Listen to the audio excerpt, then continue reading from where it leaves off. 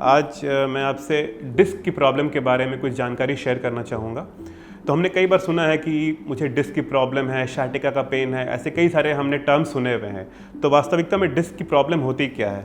अगर आप देखेंगे हमारी दो हड्डी के बीच में एक कुशन, एक तकिया जैसा स्ट्रक्चर होता है, इसको हम डिस्क कहते हैं।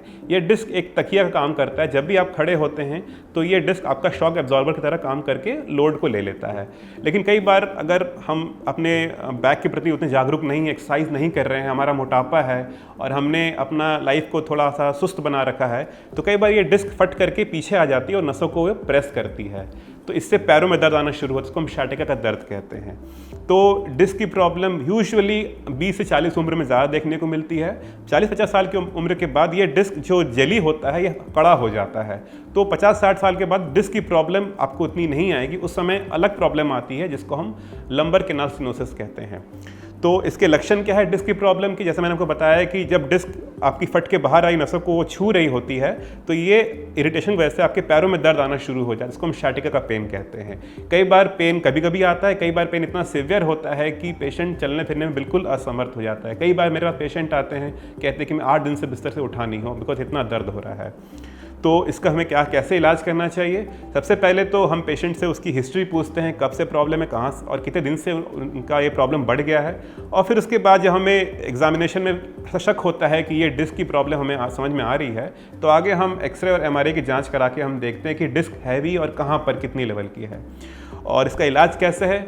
अगर पेशेंट 6 हफ्ते तक अगर कंजर्वेटिव इलाज से संतुष्ट नहीं है, अगर उसका शाटिका का पेन 6 हफ्ते तक बिल्कुल नहीं आराम हो रहा है, तो हम उसमें कई बार इंजेक्शन देते हैं। इसको हम कहते हैं रूट ब्लॉक। तो इंजेक्शन हम स्पाइन में इसी जगह पर देते हैं। इंजेक्शन में ये होता है कि जो जेली जो फट के बाहर आ गई है और जो नसों को टच करके इरिटेट कर रही है, तो वो इंजेक्शन उसको शांत कर देता है, उसमें इन्फ्लेमेशन, उसकी एडिमा कम कर देता है।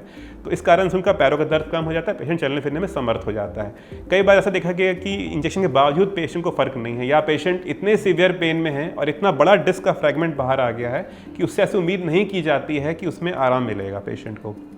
तो फिर हमारे पास सर्जरी का ऑप्शन ओपन रहता है। अब सर्जरी, इसमें कई सारे ऑप्शंस हमारे पास अवेलेबल है और पेशेंट की शिकायत के अनुसार हम एक ऑप्शन चुनते हैं। ये ऑप्शन आपका दूरबीन द्वारा प्रणाली से भी हो सकता है, इसको हम एंडोस्कोपिक डिस्केक्टमी कहते हैं। कई पेशेंट्स में हम थोड़ा बड़ा चीरा लगा करते हैं, इसको हम माइक्रोस्कोपिक डिस्केक्टमी कहते हैं।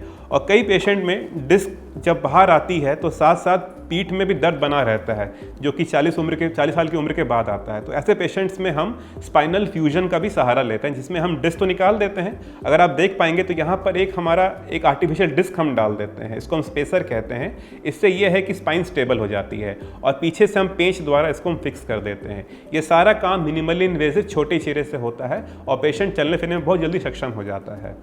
तो डिस्क की प्रॉब्लम कैसे हम प्रिवेंट कर सकते हैं? सबसे इंपॉर्टेंट है हमें डेली एक्सरसाइज करना चाहिए 15-20 मिनट। वजन को नहीं बढ़ने देना है। खान पान का विशेष ध्यान रखना है। जो खान पान जिससे आपका मोटापा बढ़े उसे आपको अवॉइड करना है। एक्सरसाइज आप कर रहे हैं, साथ साथ पोस्चर का विशेष ध्यान रखें। झुक करके लगातार काम नहीं करना है। एक जगह पे डेस्क जॉब पे बैठ के कंप्यूटर पे घंटों घंटों काम नहीं करना है।